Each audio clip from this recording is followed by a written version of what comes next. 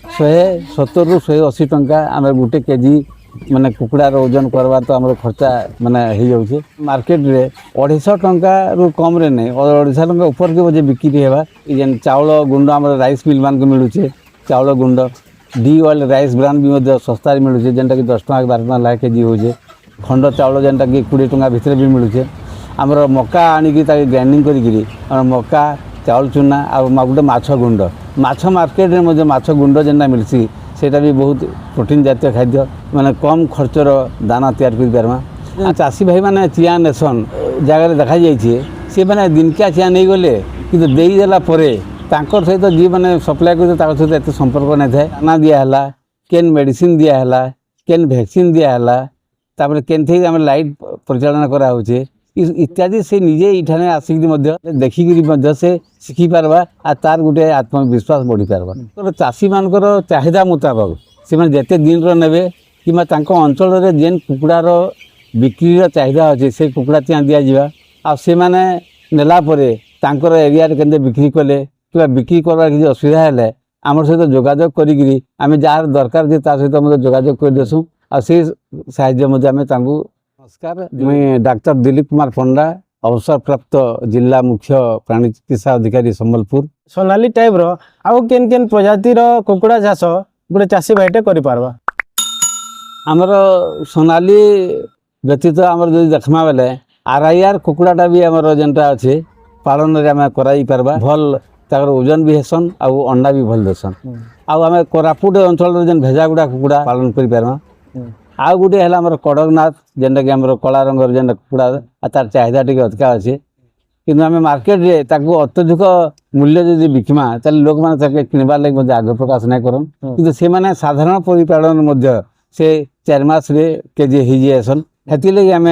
जदि सोनाली कुकड़ा जनता आम यहाँ मार्केट रेट 300 टका बिका हो कड़कनाथ हुए तो आम 400 टकर बिकी पार्मा आउ गोटे है असिल कुकड़ा जेनटा कि मजभूज अंचल अच्छा बोले से जेन विशेषतः मैंने असिल कड़कनाथ आरआईआर आ सोनाली आ भेजागुड़ा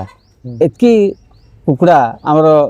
साधारण परिपालन आम बढ़ी पार्मा आउ लोक मानकर सेटा मांसर चाहिदा भी रही है आउ देसी अंडा भाव में लोक मैंने सेटा बहुत भल पाएसन एबे सर ये जेन प्रजातिर कुकुड़ा मानकर बाबद आप कहले से कुकुड़ा मानकर भल चिया केन पाई पारबे चाषी भाई माने आमर ई चिया माने पाइबार लगी है सेंट्रल फार्म जेनटा आमर अच्छे सीपीडीओ भुवनेश्वर अच्छे तार सहित आमर रायपुर तापरे आमर वेस्ट बेंगल माने हेचरी माने अच्छन नागपुर रे हेचरी अच्छे तार सहित आम गोटे व्यक्तिगत भाव में समस्त सहित जोगाजोग रही आमर जे जेन एनिमल डेवलपमेंट एसोसिएशन संस्था अच्छे आम हीरा एग्रीवेट ना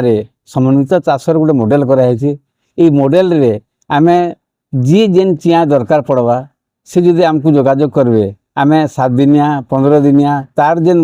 चाहिदा मुताबक आम चिया देवार व्यवस्था करूँ आम उपदेश दूसरी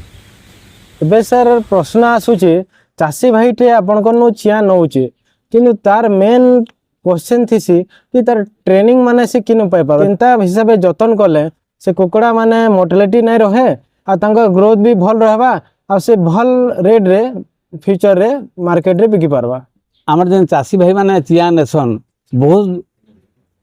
जगह देखा जाइए सी मैंने दिनकिया चिया नहीं गले कि देदेला सहित जी मैंने सप्लाय कर सहित एत संपर्क नहीं था कि जगह आमर जेनटा संस्थाटा आम आरंभ कर यार मुख्य उद्देश्य है आम चाषी रे कम नौ बेसी नौ सी मैंने जेन दिन ठू नेबा कि से 15 दिन पर भी नेला बोले आम डे 1 जेन कुकड़ा चिया इनके आसूचे आसिक भी देखी पार्बा केन दाना दिहला केन मेडिसिन दिहला केन वैक्सीन दिहला केन थे आम लाइट परिचालन कराऊे यदि से निजे इठाने आसिक जदि से मझी मझी आसवा बोले देखिकी से शिखी पार्बा आ तार गोटे आत्मविश्वास बढ़ी पार्बा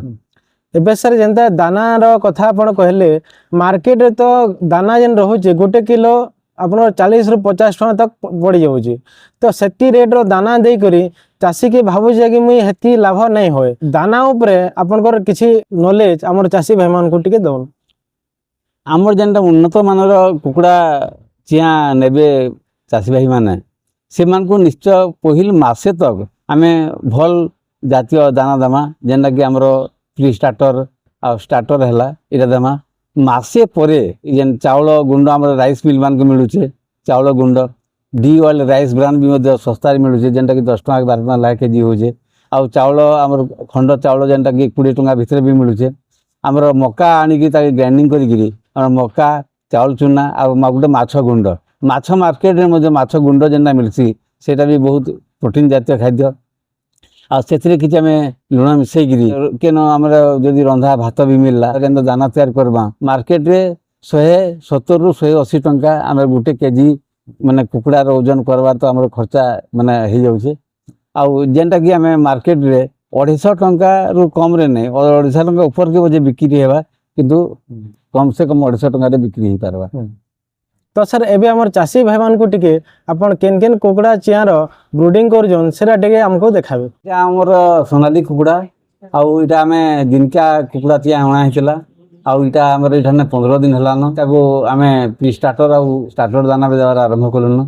ଆଉ ଏଇଟା 15 ଦିନରେ 120 ଗ୍ରାମର ଓଜନ ହେଇଗଲେ ଗୋଟେ ଚାଷୀ ଭାଇଟି ଯଦି 15 ଦିନିଆ ଚିଆଁ ନେବାର ଲାଗି ଚାହୁଁଛେ ତ ଏଇଟା ରେଟ୍ଟା ସେ କେତେ ଟଙ୍କାରେ ପାଇପାରବା? ଇହାଦେ ଆମର ଯେନ୍ ଅନୁସାରେ ଦିଆ ହଉଛେ ମାନେ 15 ଦିନିଆ ଚିଆଁ ଆମର 60 ଟଙ୍କାରେ ଦିଆ ହଉଛେ ଆଉ ଆମର 30 ଟଙ୍କା ହେଲା ଆମର ଦିନକିଆ ଚିଆଁର ଗୋଟେ ହିସାବ କରାହେସି ଆଉ ପ୍ରତ୍ୟେକ ଦିନ 2 ଟଙ୍କା ଏମିତି ହେଇକି 15 ଦିନିଆଟା 60 ଟଙ୍କାରେ ଦିଆହେସି ମାନେ ଡେଓଲ କୁକୁଡ଼ା ଚିଆଁଟା ଆପଣଙ୍କର 30 ଟଙ୍କା ହଉଛେ ଆଉ ପର ଡେ 2 ଟଙ୍କା ଲେଖା ତାଙ୍କର ଖର୍ଚ୍ଚ ହଉଛି। ହଁ ଆମର ମାସେ ତକ ବି ସେଇ ଗୋଟିଏ ରେଟ୍ରେ ଦିଆହେସି ଆମର ମାସିକିଆ ଚିଆଁ ନେଲେ ଆମର ତାମାନେ 60 ଟଙ୍କା 30 ଟଙ୍କା ଏମିତି 90 ଟଙ୍କାରେ ଆମର ଦିଆ ହେଇପାରବା ଆଉ ତାର ସହିତ ମାନେ ଯେନ୍ଟା ଆମେ ଆଲୋଚନା କରୁଥିଲା ଇନ ଆମେ ସେ ଟ୍ରେନିଂ ବି ପାଇପାରିଲେ ତାପରେ ନେଲା ପରେ ମଧ୍ୟ ଆମର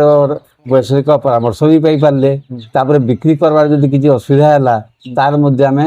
ତାଙ୍କୁ ସୁବିଧା ଯୋଗାଇ ଦେଉଛୁ। ଏବେ ସାର୍ ଏଇ ଚିଆଁମାନଙ୍କୁ ଆପଣ କେତେଟା ଭ୍ୟାକ୍ସିନ୍ ଦେଇ ସାରିଲେନ? ଫ୍ୟାଚେରୀରୁ ଅଣା ହେଇଥିଲା ଆଉ ଆମେ 7 ଦିନରେ ଆମର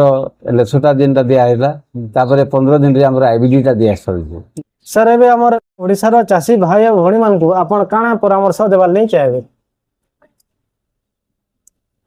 ଆମର ଯେନ୍ମାନେ ବି କୁକୁଡ଼ା ଚାଷ କରବାର୍ ଲାଗି ଚାହୁଁଛନ୍ ସେମାନେ କେନ୍ ପ୍ରଜାତିର କୁକୁଡ଼ା ତାଙ୍କ ଅଞ୍ଚଳରେ ବିକ୍ରି ବଟାର ଭଲ ଅଛେ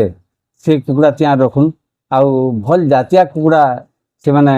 ଯୋଗାଯୋଗ କରି ନଉନ୍ ଆଉ ଯେନ୍ ଜାଗାରୁ ସେମାନେ ପରାମର୍ଶ ମଧ୍ୟ ପାଇପାରିବେ ଆଉ ଅନ୍ୟାନ୍ୟ ଆନୁଷଙ୍ଗିକ ସୁବିଧା ପାଇପାରିବେ ସେ ସହିତ ଯୋଗାଯୋଗ କରି ଯଦି କରିବେ କାମ କରିବେ ତାହେଲେ ସେମାନେ ଭବିଷ୍ୟତରେ ଉନ୍ନତି କରିପାରିବେ। ଧନ୍ୟବାଦ ଆଜ୍ଞା।